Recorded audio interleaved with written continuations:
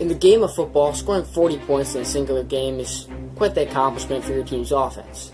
But scoring all 40 points by yourself, that would be absolutely absurd. Well, fullback Ernie Nevers redefined absurd by beating the Chicago Bears 40-6 by himself. This is an unbreakable record. The year is 1929, a completely different era of football, one that allowed Nevers to be the Chicago Cardinals' starting fullback, starting punter, starting place kicker, and starting linebacker all at the same time. By the way, in the following 2 years, he'd be their head coach while playing all these positions as well. And as a matter of fact, the year prior in 1928, he played 1,714 minutes out of a possible 1,740 minutes in a 29-game season with the Duluth Eskimos. A quote of his saying, "I like the way we played it.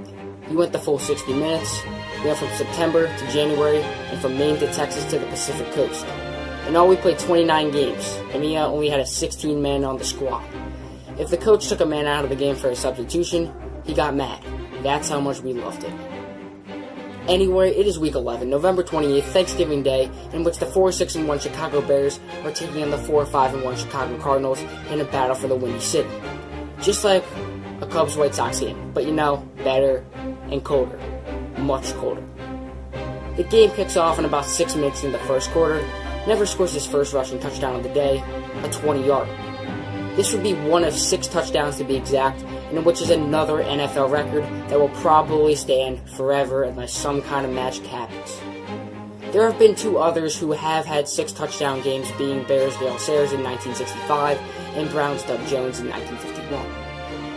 But Nevers being the only one to have all 6 of his touchdowns being rushing. Unfortunately, after the first score, Nevers would pull a Blair Walsh and miss wide on his first PAT attempt of the day. The score is now 6-0 Cards.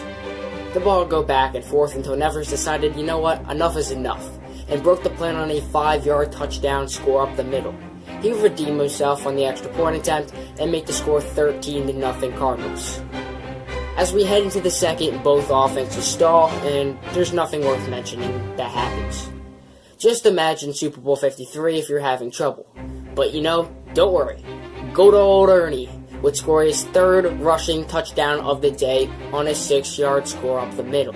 He would nail the point after and give the Cards a 20-0 lead. That's 1 point larger than the Cardinals' 19-0 win over the Dayton Triangles the week prior. What a name. Well, where, you guessed it, Nevers scored all of his team's points again. This dude scored 59 consecutive points for his team. 59. He downright carried them.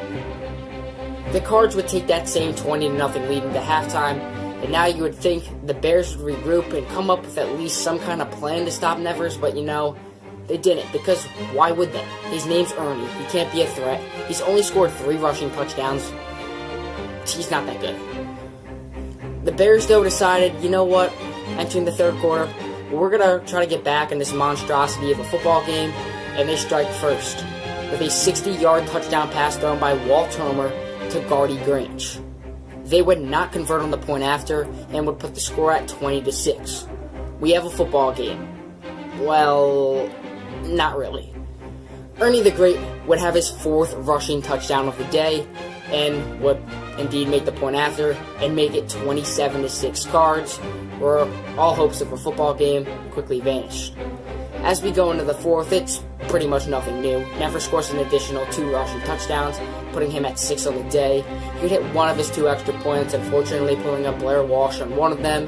And you can't make them all, but it's okay. He scored only 40 points. And he would put the game at 40-6 with about 5 minutes left, where he decided to pull himself from the game to avoid any more further torture for the team on the other side of town. This is the man whose Hall of Fame quote said, you went the full 60 minutes.